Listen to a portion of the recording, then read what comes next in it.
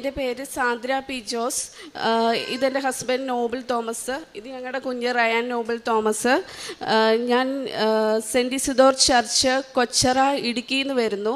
ഞാൻ 25/9/2022 ഉടമ്പടി ആദ്യമായിട്ട് എടുക്കുന്നത്. അത് ഞാൻ ഉടമ്പടി എടുക്കാനായിട്ട് ഇവിടെ വന്നതല്ല, ഞാൻ ജസ്റ്റ് ഒന്ന് മാതാവിനോട് പ്രാർത്ഥിക്കാനായിട്ടാണ് ഇവിടെ ആദ്യമായിട്ട് വരുന്നത്. പ്രധാനമായ ഒരു കാരണം എന്ന് വെച്ചാൽ ഞങ്ങളുടെ കല്യാണം കഴിഞ്ഞിട്ട് 4 വർഷമായിരുന്നു, ഞങ്ങൾക്ക് കുഞ്ഞുങ്ങളുണ്ടായിരുന്നില്ല. അപ്പോൾ ഞങ്ങളിങ്ങനെ ഒരു ഹോസ്പിറ്റൽ ട്രീറ്റ്മെൻറ്റിന് പോയിക്കൊണ്ടിരിക്കുകയായിരുന്നു. അപ്പോൾ ആ ഹോസ്പിറ്റലിൽ നിന്ന് ഞങ്ങളെ മറ്റൊരു ഹോസ്പിറ്റലിലേക്ക് സജസ്റ്റ് ചെയ്തു. അന്നേരം എൻ്റെ സിസ്റ്ററാണ് എന്നോട് പറയുന്നത്, നീ ആ ഹോസ്പിറ്റലിൽ പോകുന്നതിനിപ്പുറം ഇവിടെ കൃപാസനം എന്ന് പറയുന്നൊരു പള്ളിയുണ്ട്, ആ പള്ളിയിൽ വന്ന് പ്രാർത്ഥിച്ചിട്ട് വേണം നീ എവിടേക്കാണെങ്കിലും ഇനി ട്രീറ്റ്മെൻറ്റിന് പോകുന്നുണ്ടെങ്കിൽ പോകാമെന്ന്. അപ്പോൾ എനിക്കിങ്ങനെ ഈ പള്ളിയെപ്പറ്റി അധികം കേട്ട് പരിചയമൊന്നുമില്ല. ഞാനിങ്ങനെ യൂട്യൂബിലൊക്കെ സെർച്ച് ചെയ്തു. അപ്പോൾ ഞാനിങ്ങനെ കുറേ ട്രോൾസും പത്രം ആൾക്കാർ ഭക്ഷിക്കുന്നു അങ്ങനെയൊക്കെയാണ് ആദ്യം കാണുന്നത്. അപ്പം ഞാൻ വലിയ വിശ്വാസത്തോടു കൂടിയൊന്നുമല്ല ഇവിടെ ആദ്യം വന്നത്. പക്ഷേ ഇവിടെ വന്നു കഴിഞ്ഞപ്പോൾ എന്തോ എനിക്ക് ഉടമ്പടി എടുക്കണമെന്ന് എൻ്റെ ഉള്ളിൽ നിന്ന് ആരോ പറഞ്ഞു. ഞാൻ ഉടമ്പടി എടുക്കാൻ പോവാണെന്ന് എൻ്റെ സിസ്റ്ററിനെ വിളിച്ച് പറഞ്ഞു. അപ്പോൾ അവൾ എന്നോട് പറഞ്ഞു, ഉടമ്പടി എന്ന് പറഞ്ഞാൽ നീ വിചാരിക്കുന്ന പോലെ അത്ര നിസ്സാരമായ ഒരു കാര്യമൊന്നുമല്ല, അതിനൊത്തിരി കടമ്പകളുണ്ട്, അതൊക്കെ നിനക്ക് ചെയ്യാൻ പറ്റുമെന്ന് എനിക്ക് തോന്നുന്നില്ല, കാരണം നീ അത്ര ഒരു വിശ്വാസിയല്ല. അപ്പോൾ ഞാൻ പറഞ്ഞു, എന്തായാലും ഞാനത് എടുക്കുവാണ്, എനിക്കിവിടെ വന്നപ്പം അങ്ങനെ തോന്നി, ഞാനതുകൊണ്ട് ഉടമ്പടി എടുക്കാൻ പോവാണെന്ന് പറഞ്ഞിട്ട് ഉടമ്പടി എടുത്തു. അന്ന് ഞാൻ ഒത്തിരി ലേറ്റായി, ഇവിടെ നിന്നൊരു 6 o'clock ഒക്കെ കഴിഞ്ഞിട്ടാണ് ഞാൻ പോയത്. അപ്പോൾ ഫുഡൊന്നും കഴിച്ചില്ല, ഒത്തിരി സമയമെടുത്ത് ഭയങ്കര ടയേർഡായിട്ട് ഇടുക്കി വരെ ഞങ്ങൾക്ക് പോകണം. അപ്പോൾ ഒത്തിരി ലേറ്റായിട്ടാണ് ഞങ്ങൾ ഇവിടെ നിന്ന് പോയത്. എന്നിട്ട് ഞാൻ തിരിച്ച് വീട്ടിൽ ചെന്നു. ഞാൻ പാലായിൽ ഒരു ഇൻസ്റ്റിറ്റ്യൂട്ടിൽ ജർമ്മൻ പഠിക്കാൻ സ്റ്റാർട്ട് ചെയ്തു. അതോടൊപ്പം തന്നെ ഒരു ട്രീറ്റ്മെൻറ്റിനായിട്ടും പോകുന്നുണ്ടായിരുന്നു. അപ്പോൾ ആ ട്രീറ്റ്മെൻറ്റ് എടുത്തുകൊണ്ടിരുന്ന സമയത്ത് 2 സൈക്കിൾ ഇഞ്ചക്ഷൻസ് ഞാൻ എടുത്തു. അപ്പോൾ എടുത്തിരുന്ന സമയത്ത് ആ ഇഞ്ചക്ഷൻ ഫോളിക്കിൾ സ്റ്റിമുലേറ്റിംഗ് ഇഞ്ചക്ഷൻസ് ആയിരുന്നു. അപ്പോൾ ഫോളിക്കിൾ സ്റ്റഡി നടത്തിയപ്പോൾ ആ മന്ത് എഗ്ഗിന് വലിപ്പമില്ല, അപ്പോൾ പ്രഗ്നൻസി ആവാനുള്ള ചാൻസ് വളരെ കുറവാണെന്ന് പറഞ്ഞു. അപ്പോൾ അന്നേരം ഞാനിങ്ങനെ വളരെ വിഷമത്തോടെ ഞാനിങ്ങനെ ഓർത്ത്, മാതാവേ, ഞാനിങ്ങനെ ഉടമ്പടി എടുത്ത് ഉടമ്പടിയിലെ എല്ലാ കാര്യങ്ങളും കറക്റ്റായിട്ട് ഞാൻ പാലിക്കുന്നുണ്ട്, ഞാൻ കാരുണ്യ പ്രവൃത്തികൾ ചെയ്യുന്നുണ്ട്, രോഗികളെ സന്ദർശിക്കാൻ പോകുന്നുണ്ട്, പത്രം വിതരണം ചെയ്യുന്നുണ്ട്, എല്ലാ കാര്യങ്ങളും ചെയ്യുന്നുണ്ട്, 2 ആഴ്ച കൂടുമ്പോൾ കുമ്പസാരിക്കുന്നുണ്ട്, എല്ലാം ചെയ്യുന്നുണ്ട്. എന്നിട്ട് എന്തുകൊണ്ടാണ് ഇങ്ങനെ ഒരു പോസിറ്റീവായിട്ടുള്ള ഒരു കാര്യം കിട്ടാത്തത്? ധ്യാനമൊക്കെ കൂടുമ്പോൾ ഒരുപാട് പേര് സാക്ഷ്യം പറയുന്നതൊക്കെ ഞാനിങ്ങനെ കേൾക്കുന്നുണ്ട്, എന്നിട്ട് എന്തുകൊണ്ട് എനിക്ക് മാത്രം ഒരു പോസിറ്റീവായിട്ടുള്ള കാര്യം സംഭവിക്കാത്തതെന്നോർത്ത് ഭയങ്കര വിഷമിച്ചിരുന്നു. അപ്പോൾ ഞാൻ എൻ്റെ അനീത്തിനെ വിളിച്ചിട്ട് ഇങ്ങനെ സംസാരിച്ചു. അതിപ്പോൾ എൻ്റെ ഒരു ഫ്രണ്ടിന് വേണ്ടിയിട്ട് ഞാൻ സിമിലറായിട്ട്, അവളും പ്രഗ്നൻ്റ് ആവുന്നില്ലായിരുന്നു, അവൾക്ക് വേണ്ടിയിട്ടും പ്രാർത്ഥിക്കുന്നുണ്ടായിരുന്നു. അപ്പോൾ ഞാനിങ്ങനെ പ്രാർത്ഥിച്ച് കഴിഞ്ഞപ്പം അവളൊരു ദിവസം ഫോൺ വിളിച്ചപ്പോൾ എന്നോട് പറഞ്ഞു അവൾ പ്രഗ്നൻ്റ് ആയി, അവൾക്കിപ്പോൾ 2 months ആയി എന്ന് പറഞ്ഞു. അപ്പോൾ ഞാൻ ഭയങ്കര ഹാപ്പിയായി. ഓക്കെ, ഞാൻ പ്രെയർ ചെയ്തിട്ട് ഒരാൾക്കെങ്കിലും, എനിക്കോ സംഭവിച്ചില്ല, ഒരാൾക്കെങ്കിലും ഒരു പോസിറ്റീവായിട്ടുള്ള കാര്യം ഉണ്ടായി. അപ്പോൾ ഞാൻ അവളുടെ അടുത്ത് പറഞ്ഞു ഓക്കെ എന്നൊക്കെ പറഞ്ഞിരുന്നെങ്കിൽ എൻ്റെ ഉള്ളിൻ്റെ ഉള്ളിൽ എനിക്കൊരു വിഷമം ഉണ്ടായിരുന്നു. അയ്യോ, ഞാൻ ഇത്രയും പ്രാർത്ഥിച്ചിട്ട് എനിക്കാവാതെ അവൾക്ക് ഫസ്റ്റ്, ഓക്കെ എന്നാലും കുഴപ്പമില്ല, ഞാൻ വെയിറ്റ് ചെയ്യാമെന്നൊക്കെ വിചാരിച്ചിരുന്നു. അപ്പം ഡോക്ടറും പറഞ്ഞു, നീ ഇപ്പോൾ ട്രീറ്റ്മെൻ്റ് ഒന്നും എടുക്കണ്ട, ഒരു സൈക്കിൾ വിട്ടിട്ട് വന്നാൽ മതി എന്ന് പറഞ്ഞു. ആ ട്രീറ്റ്മെൻ്റ് ഒന്നും എടുക്കാതിരുന്ന ആ മാസത്തിൽ എനിക്ക് എന്തോ, ഞാൻ ഒരു മോർണിംഗിലൊരു സ്വപ്നം പോലെ കണ്ടു, ഇങ്ങനെ മാതാവ് എൻ്റെ കയ്യിലേക്ക് ഒരു ചെറുക്കൻ കൊച്ചിനെ കൊണ്ട് തരുക. അപ്പോൾ സിൽവർ കളറിലുള്ള മാതാവാണ് വരുന്നത്. അപ്പോൾ മാതാവ് ഒരു ബ്ലൂ കളർ ടവലിൽ പൊതിഞ്ഞിട്ടാണ് ഈ ബേബീനെ എനിക്ക് കൊണ്ട് തരുന്നത്. അപ്പം ഞാൻ ഭയങ്കര സന്തോഷിച്ചു, ഓക്കെ എനിക്കൊരു കുഞ്ഞുണ്ടാവുമായിരിക്കും, അപ്പം മാതാവ് എനിക്ക് എന്തെങ്കിലും ഒരു ദർശനം തന്നായിരിക്കും എന്നൊക്കെ വിചാരിച്ചു. അപ്പം ഞാൻ പ്രഗ്നൻസി കിറ്റ് മേടിച്ചിട്ട് ടെസ്റ്റ് ചെയ്ത് നോക്കി. ടെസ്റ്റിൽ ആദ്യത്തെ ഒരു ലൈന് നെഗറ്റീവായിട്ട് തന്നെയാണ് കണ്ടത്. 2 ലൈൻ വരുമ്പോഴാണ് പോസിറ്റീവായിട്ട് കാണുക. അപ്പോൾ ഒരു ലൈൻ മാത്രമേ ഉള്ളൂ. അപ്പോൾ അത് നെഗറ്റീവ് ആണല്ലോ എന്ന് വിചാരിച്ച് ഞാൻ ഭയങ്കര വിഷമിച്ച് തിരിച്ചു പോയി. പിന്നെ പ്രത്യക്ഷീകരണ പ്രാർത്ഥനയൊക്കെ ചൊല്ലിയിട്ട് പോയി കിടന്നുറങ്ങി. തിരിച്ചു വന്നു കഴിഞ്ഞപ്പം ഞാൻ ചുമ്മാ ജസ്റ്റ് ബാത്റൂമിൽ അത് ഡിസ്കാർഡ് ചെയ്യാൻ വേണ്ടി എടുത്തു കഴിഞ്ഞപ്പം അതിലൊരു ഫെയ്ഡായിട്ടുള്ള ലൈൻ കണ്ടു. അപ്പോൾ ഞാൻ ഭയങ്കര ഹാപ്പിയായി. ഓക്കെ, ഞാൻ എൻ്റെ പ്രാർത്ഥന മാതാവ് കേട്ടു, ഞാൻ പ്രഗ്നൻ്റ് ആണ്. അപ്പം ഞാൻ ഭയങ്കര സന്തോഷിച്ച് എന്നെ ട്രീറ്റ് ചെയ്യുന്ന ഡോക്ടറിനെ വിളിച്ചിട്ട് പറഞ്ഞു, എനിക്കിങ്ങനെ ഒരു ഫെയ്ഡായിട്ടുള്ള ലൈൻ കാണിച്ചു. അപ്പം ഡോക്ടറിൻ്റെ അടുത്ത് പറഞ്ഞു, അതിനുള്ള പോസിബിലിറ്റി ഇല്ല, കാരണം നിൻ്റെ എഗ്ഗിന് അന്ന് ഞാൻ ടെസ്റ്റ് ചെയ്തപ്പോൾ 10 mm മാത്രമേ വലിപ്പം ഉണ്ടായിരുന്നുള്ളൂ. 18 to 20 mm ഉണ്ടെങ്കിൽ മാത്രമേ ഒരു സ്പേം എഗ്ഗുമായിട്ട് ഫെർട്ടിലൈസ് ചെയ്യാൻ പറ്റത്തുള്ളൂ. അപ്പോൾ അതിനുള്ള ചാൻസസ് ഇല്ല സാന്ദ്ര, ചിലപ്പോൾ ആ ടെസ്റ്റിൽ എന്തെങ്കിലും എററായിരിക്കും എന്ന് പറഞ്ഞു. അപ്പം ഞാൻ എന്നോട് പറഞ്ഞു, നിൻ്റെ പീരീഡ്സിൻ്റെ ഡേറ്റ് കഴിഞ്ഞെങ്കിൽ നീ ആ മെഡിസിൻ കഴിച്ച് പീരീഡ്സ് ആക്കാൻ നോക്കുക, എന്നിട്ട് അടുത്ത സൈക്കിൾ ഇഞ്ചക്ഷന് വേണ്ടിയിട്ട് നീ വരാൻ പറഞ്ഞു. അപ്പോൾ കുറച്ച് കഴിഞ്ഞ് കഴിഞ്ഞപ്പം ഞാൻ വിചാരിച്ചു എന്നാൽ ഒരു പ്രഗ്നൻസി ടെസ്റ്റ് വേറൊരു കമ്പനിയുടെ വാങ്ങിച്ചിട്ട് ടെസ്റ്റ് ചെയ്യാമെന്ന്. അപ്പം ഞാൻ ആ പ്രഗ്നൻസി ടെസ്റ്റ് ചെയ്ത് നോക്കി, അതും പോസിറ്റീവായിട്ട് തന്നെ വന്നു. അപ്പോൾ ഡോക്ടറിൻ്റെ അടുത്ത് നീ ഹോസ്പിറ്റലിലേക്ക് വാ, നമുക്കൊരു ഹോർമോൺ ടെസ്റ്റ് ചെയ്യാമെന്ന് പറഞ്ഞു. അങ്ങനെ BT-HCG എന്ന് പറഞ്ഞിട്ടുള്ള ഹോർമോൺ ടെസ്റ്റ് ചെയ്തു. അപ്പോൾ അത് നെഗറ്റീവ്, അത് പോസിറ്റീവായിട്ട് വന്നു. അപ്പോൾ ഡോക്ടറിൻ്റെ അടുത്ത് പറഞ്ഞു, ഓക്കെ നീ പ്രഗ്നൻ്റ് ആണ്, പക്ഷേ ഇതിപ്പോൾ ഒന്നും കൺഫേം ചെയ്യാൻ പറ്റില്ല, ഒരു 3 months നീ വെയിറ്റ് ചെയ്യണം, 3ാമത്തെ മാസത്തെ സ്കാനിങ്ങിലൂടെ മാത്രമേ നമുക്കത് മുന്നോട്ട് പോകാൻ പറ്റുമോ ഇല്ലയോ എന്നൊക്കെ അറിയാൻ പറ്റൂ എന്ന് പറഞ്ഞു. അപ്പോൾ ഞാൻ 3 മാസം വെയിറ്റ് ചെയ്തു. 3ാമത്തെ സ്കാനിൽ കുഴപ്പമൊന്നും ഉണ്ടായില്ല. അങ്ങനെ ഞാൻ ഭയങ്കര ഹാപ്പിയായി. ഉടമ്പടിയൊക്കെ കണ്ടിന്യൂ ചെയ്തുകൊണ്ടിരുന്നു, പ്രേയേഴ്സൊക്കെ കണ്ടിന്യൂ ചെയ്തുകൊണ്ടിരുന്നു. ബൈബിളൊക്കെ എല്ലാ ദിവസവും 1/2 മണിക്കൂർ വായിക്കും. അച്ഛൻ്റെ ധ്യാനമൊക്കെ എല്ലാ ചൊവ്വാഴ്ചകളിലും കേൾക്കും. ആത്മീയമായിട്ട് എനിക്ക് ഒരുപാട് വളരാൻ സാധിച്ചു. ഞാൻ ഒരിക്കലും ക്ഷമിക്കില്ല എന്ന് കരുതിയ പലരോടും ഞാൻ ക്ഷമിച്ചു. അവർക്കൊക്കെ വേണ്ടിയിട്ട് ഞാൻ പ്രാർത്ഥിക്കാനായിട്ട് തുടങ്ങി. അപ്പം ഞാൻ ഭയങ്കര ഹാപ്പിയായി. അപ്പം അങ്ങനെ മുന്നോട്ട് പോകുമ്പോഴാണ് 5ാമത്തെ മാസത്തിലെ അനോമലി സ്കാനിൽ ഞാനൊരു നേഴ്സായതുകൊണ്ട് തന്നെ സ്കാൻ ചെയ്യുമ്പോൾ അവർ പറയുന്ന ഓരോ കാര്യം ഞാൻ ശ്രദ്ധിക്കും. അപ്പോൾ ഡോക്ടർ പറയും, പ്രിൻ്റ് ചെയ്യാൻ പറയുമ്പോൾ ഇങ്ങനെ പറയുന്നുണ്ട്, കുഞ്ഞിൻ്റെ ഹാർട്ടിന് TGയും ലെഫ്റ്റ് കിഡ്നിയിൽ ഹൈഡ്രോനെഫ്രോസിസും ഉണ്ടെന്ന്. അപ്പം ഞാനത് കേട്ടപ്പോൾ അവിടെ വെച്ച് തന്നെ ഭയങ്കരമായിട്ട് നെർവസ് ആയി, ഞാൻ കരയാൻ തുടങ്ങിയപ്പോൾ ഡോക്ടർ പറഞ്ഞു, നീ പേടിക്കൊന്നും വേണ്ട, നിൻ്റെ ഡോക്ടർ നിനക്കിത് എക്സ്പ്ലെയിൻ ചെയ്തു തരും, കുഴപ്പമൊന്നുമില്ല എന്നൊക്കെ പറഞ്ഞെങ്കിലും എനിക്കിതിനെപ്പറ്റി അറിയാവുന്നത് കൊണ്ട് ഞാൻ ഭയങ്കരമായിട്ട് വെറീഡായി.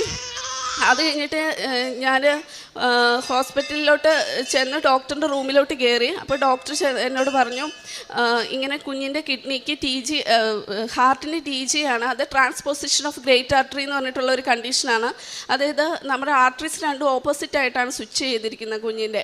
അപ്പോൾ കുഞ്ഞ് വെളിയിൽ വന്നു കഴിയുമ്പോൾ കുഞ്ഞിന് ബ്ലൂയിഷ് ഡിസ്കളറേഷൻ ഉണ്ടാവും, ഓക്സിജൻ ലഭിക്കില്ല, കുഞ്ഞ് പെട്ടെന്ന് മരിച്ചു പോകും.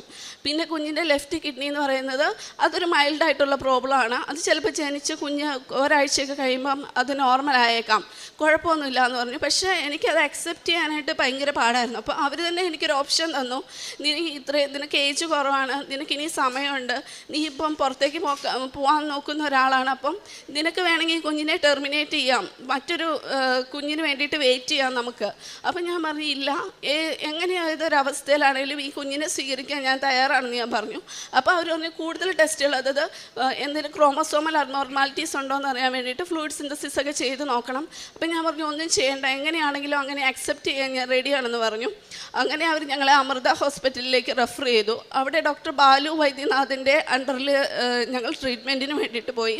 അപ്പോൾ ഞാൻ അവിടെ ഡെലിവറിക്ക് വേണ്ടിയിട്ട് അഡ്മിറ്റ് ആയ സമയത്ത് എനിക്ക് ഡെങ്കു പോസിറ്റീവായി. അങ്ങനെ എൻ്റെ പ്ലേറ്റ്ലെറ്റ് കൗണ്ട് താന്നു. എമർജൻസി സർജറിക്ക് എന്നെ എടുത്തു. ഞാൻ കണ്ടുറക്കുമ്പോൾ കുഞ്ഞിനെ ജസ്റ്റ് ഞാനൊന്ന് കണ്ടു, അപ്പോൾ തന്നെ അവനെ വെൻറ്റിലേറ്ററിലേക്ക് മാറ്റി ഇമ്മീഡിയറ്റ് സർജറിക്ക് എടുത്തു. ജനിച്ച അന്ന് തന്നെ അവൻ്റെ ഫസ്റ്റ് സർജറി ചെയ്തു. അത് കഴിഞ്ഞ് അവനൊരു 20 ഡേയ്സോളം വെൻറ്റിലേറ്ററിലായിരുന്നു.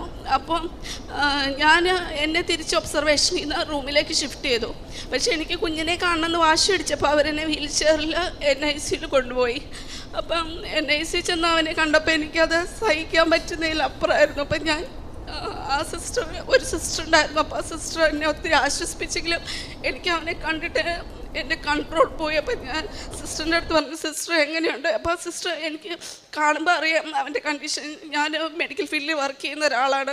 അപ്പോൾ ആ സിസ്റ്റർ പറഞ്ഞു, ലങ് പ്രഷറൊക്കെ വളരെ കൂടുതലാണ്, ക്രിട്ടിക്കൽ സ്റ്റേജ് തന്നെയാണ്, ഇപ്പോഴും അവൻ റിക്കവർ ആവില്ലയോ എന്ന് നമുക്ക് പറയാൻ പറ്റില്ല, കൂടുതൽ ഇഞ്ചക്ഷൻസ് അവന് കൊടുക്കുന്നുണ്ട്, അതിനൊക്കെ അവൻ പോസിറ്റീവായിട്ട് റെസ്പോണ്ട് ചെയ്യുകയാണെങ്കിൽ ചിലപ്പോൾ അവൻ തിരിച്ചു വന്നേക്കും, അങ്ങനെ പറഞ്ഞു. പിന്നീട് ഒരു സർജറിയും കൂടെ അവന് ആവശ്യമുണ്ട്, സ്വിച്ച് സർജറി. അപ്പം അതൊരു മേജർ സർജറിയാണ്, ഏകദേശം 8 മണിക്കൂറോളം നീണ്ടു നിൽക്കുന്ന ഒരു വലിയ സർജറി. അപ്പം അത് നടത്തണമെന്നുണ്ടെങ്കിൽ ആദ്യം അവൻ റിക്കവർ ആവണം, അവൻ ഹെൽത്തി ആവണം, എങ്കിൽ മാത്രമേ നമുക്ക് ആ ഒരു സർജറിയിലേക്ക് പോകാൻ പറ്റൂ. അപ്പം ഞാൻ എനിക്ക് ഹോസ്പിറ്റലായതുകൊണ്ട് മെഴുകുതിരി ഒന്നും കത്തിച്ച് വെച്ച് പ്രാർത്ഥിക്കാൻ പറ്റില്ല. പക്ഷേ എല്ലാ ദിവസവും 5:30 ഞാൻ എഴുന്നേറ്റ് പ്രാർത്ഥിക്കും. എത്ര പെയിനാണെങ്കിലും എത്ര ബുദ്ധിമുട്ടുണ്ടെങ്കിലും ഞാൻ എൻ്റെ ഉടമ്പടിയെല്ലാം കണ്ടിന്യൂ ചെയ്തുകൊണ്ടിരുന്നു. പറ്റുന്ന ദിവസങ്ങളിലെല്ലാം നടന്ന് തന്നെ ഞാൻ പള്ളിയിൽ പോയി. എൻ്റെ സ്റ്റിച്ചസൊക്കെ ഓപ്പണായി, അതിന് പസ്സൊക്കെ വന്നാൽ അതൊന്നും ഞാൻ മൈൻഡ് ചെയ്തേയില്ല ആ സമയത്ത്. എന്നിട്ട് ആ സർജറിയുടെ ഡേയിൽ ഒരു ഹോൾ ഡേ ഒരു ഫുഡ് പോലും കഴിക്കാതെ ഞാൻ ആ വെളിയിൽ തന്നെ വെയിറ്റ് ചെയ്തിരിക്കുമായിരുന്നു. ബ്രസ്റ്റ് ഫീഡ് ചെയ്യാത്തതുകൊണ്ട് ബ്രസ്റ്റൊക്കെ എൻകോറേജ്ഡ് ആയിട്ട് ഒരുപാട് ഇൻഫെക്ഷനൊക്കെ ഉണ്ടായി. അതൊന്നും അന്നേരം എൻ്റെ മനസ്സിലുണ്ടായിരുന്നില്ല.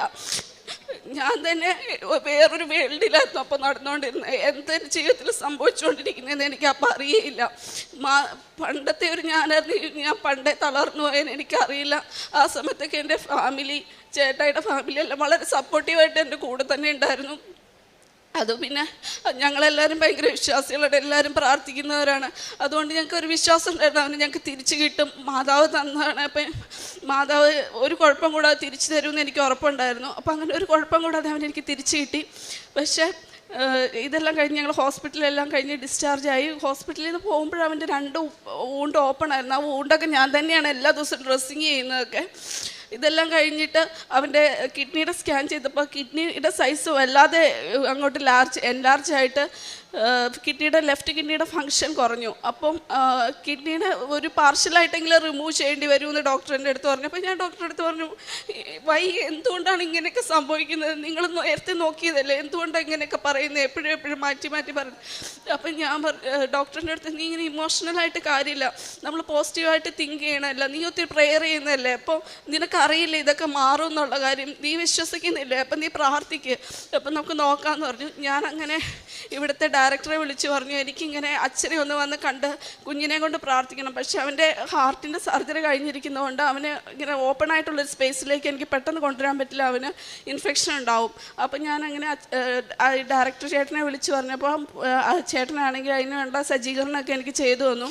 ഞങ്ങളിവിടെ വന്ന് അച്ഛനെ കണ്ടു. അച്ഛൻ അവനെ തൈലം പൂശി പ്രാർത്ഥിച്ചു. അങ്ങനെ ഞങ്ങൾ തിരിച്ചു പോയി. 2ാമത്തെ സ്കാൻ ചെയ്ത് കഴിഞ്ഞപ്പം ആ സ്കാനിങ്ങിൽ അവൻ്റെ കിഡ്നിയുടെ ഫങ്ഷൻ 60% മുകളിലുണ്ടായിരുന്നു. അപ്പോൾ ആ കിഡ്നി പാർഷ്യലി റിമൂവ് ചെയ്യേണ്ട ആവശ്യമില്ല, ചെറിയൊരു ബ്ലോക്കേ ഉള്ളൂ അതിന്. അത് ചെറിയൊരു സർജറിയിലൂടെ മാത്രം സർജറി ചെയ്ത് നമുക്ക് അത് റിക്കവർ ചെയ്തെടുക്കാൻ പറ്റുമെന്ന് പറഞ്ഞു. അങ്ങനെ ഒരു ചെറിയ സർജറിയിലൂടെ ആ പ്രോബ്ലം റിമൂവ് ചെയ്തു. ഇപ്പോൾ അവൻ ഹെൽത്തി ആയിട്ടിരിക്കുന്നു. ഇന്ന് അവന് ഒക്ടോബർ 31 അവന് 1 വയസ്സായി. ഇപ്പോൾ ഒരു കുഴപ്പമില്ല, നല്ല ഹാപ്പി ആയിട്ടിരിക്കുന്നു. ഇതെല്ലാം കഴിഞ്ഞ് എൻ്റെ പ്രശ്നങ്ങളെല്ലാം തീർന്നല്ലോ. ഇനി എൻ്റെ കരിയർ എനിക്ക് മുന്നോട്ട് കൊണ്ടുപോകണം. അപ്പം ഞാൻ ജർമ്മൻ്റെ എക്സാമൊക്കെ എഴുതിയിട്ടിരിക്കുന്ന സമയമായിരുന്നു. അപ്പോൾ പ്രോസസ്സിംഗ് ഒക്കെ ചെയ്തുകൊണ്ടിരുന്ന സമയത്താണ് എൻ്റെ കുഞ്ഞിന് ഇങ്ങനെ ഒരു പ്രശ്നം വന്നത്. അപ്പം ഞാൻ പിന്നെ അതെല്ലാം റീസ്റ്റാർട്ട് ചെയ്തിരിക്കുന്ന സമയത്താണ് എൻ്റെ ഹസ്ബൻഡിന് വർഷങ്ങൾക്ക് മുന്നേ ഡോറിനിടയിൽ വിരൽ പോയതാണ്. അപ്പോൾ ഒരു നെയിലിനൊരു ഡിസ്കളറേഷൻ ഉണ്ടായിരുന്നു. അപ്പോൾ ഞങ്ങൾ വിചാരിച്ചു അത് ആ ഡോറിനിടയിൽ പോയിട്ട് ഉണ്ടായൊരു സംഭവമായിരിക്കും എന്ന് വിചാരിച്ചിരുന്നു. പക്ഷെ അത് പെട്ടെന്ന് ഇൻഫെക്റ്റഡ് ആയി. ഇപ്പോൾ ഞങ്ങൾ അടുത്തുള്ളൊരു ഹോസ്പിറ്റലിൽ പോയി. ഞങ്ങൾ വിചാരിച്ചു ജസ്റ്റ് ഒരു നെയിൽ റിമൂവ് ചെയ്യുമായിരിക്കും, അങ്ങനെ വിചാരിച്ചിരുന്നു. നെയിൽ റിമൂവ് ഒക്കെ കഴിഞ്ഞ് അവരത് ബയോപ്സിക്ക് അയച്ചു. ബയോപ്സിക്ക് അയച്ചപ്പോൾ ഞങ്ങൾ ഒരിക്കലും എക്സ്പെക്റ്റ് ചെയ്യാത്തൊരു റിപ്പോർട്ട് അതിൽ വന്നു. മാലിഗ്നൻ്റ് മെലനോമ എന്ന് പറഞ്ഞിട്ടുള്ള ക്ലാർക്ക് ലെവൽ 3 സ്റ്റേജിലുള്ള ക്യാൻസർ ആയിരുന്നു.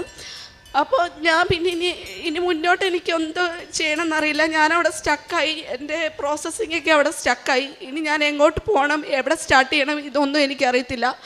അപ്പോൾ പിന്നെ ഞാൻ മാതാവിനെ വിളിച്ചു. ഞാനിവിടെ വന്ന് എൻ്റെ ഉടമ്പടി പുതുക്കി കഴിഞ്ഞപ്പോൾ ഞാനിങ്ങനെ മുകളിലിരുന്ന് പറഞ്ഞു, ഇതിനെനിക്കൊരു പോസിറ്റീവായിട്ടുള്ള റിസൾട്ടാണ് തരുന്നെങ്കിൽ മാതാവ് ഈ പ്രദക്ഷിണം പോകുമ്പോൾ നീ എൻ്റെ കൂടെ വന്നേക്കണം, ഈ മാതാവിനെ എനിക്ക് തന്നെ കൊണ്ടുപോകാനുള്ള ഒരു അവസരം കിട്ടണമെന്ന് പറഞ്ഞു.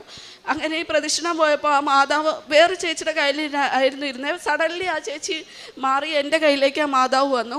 അപ്പോൾ എനിക്ക് വിശ്വാസമായി ഇത് ഉറപ്പായിട്ടും ഒരു നെഗറ്റീവായിട്ട് ഈ റിസൾട്ട്, ഇനി വരുന്ന റിസൾട്ട് നെഗറ്റീവായിരിക്കും, പുള്ളിക്കാരന് കുഴപ്പമൊന്നും വരത്തില്ല, അങ്ങനെ ഒരു വിശ്വാസം എൻ്റെ മനസ്സിലുണ്ടായി. അങ്ങനെ ഞാൻ പിന്നെയും ഹോസ്പിറ്റലിലേക്ക് പോയി. അപ്പം പുള്ളിക്കാരൻ്റെ ഈ മിഡിൽ ഫിംഗറിൻ്റെ ഹാഫ് റിമൂവ് ചെയ്തിട്ട് അത് അവർ ബയോപ്സിക്ക് അയച്ചു. ആ ബയോപ്സിയുടെ റിപ്പോർട്ടിൽ പിന്നീട് ക്യാൻസറിൻ്റെ ഒരു സെൽസും ഉണ്ടായിരുന്നില്ല. അതിനുശേഷം പെറ്റ് സ്കാൻ ചെയ്തു. അവർ പറഞ്ഞു ഇത്രയും വർഷമായതായതുകൊണ്ട് ഇത് ശരീരത്തിൻ്റെ വേറെ ഏതെങ്കിലും ഒരു ഭാഗത്ത് ഫോം ചെയ്യാനുള്ള ചാൻസസ് വളരെ കൂടുതലാണ്. അപ്പം നമുക്കൊരു പെറ്റ് സ്കാനും കൂടെ ചെയ്ത് നോക്കണം എന്ന് പറഞ്ഞു. അപ്പോൾ അവരിങ്ങനെ പെറ്റ് സ്കാൻ ചെയ്തു. പെറ്റ് സ്കാനിൻ്റെ റിസൾട്ടും നെഗറ്റീവായിട്ട് വന്നു. അപ്പോൾ ഞങ്ങൾ ഭയങ്കര സന്തോഷമായി.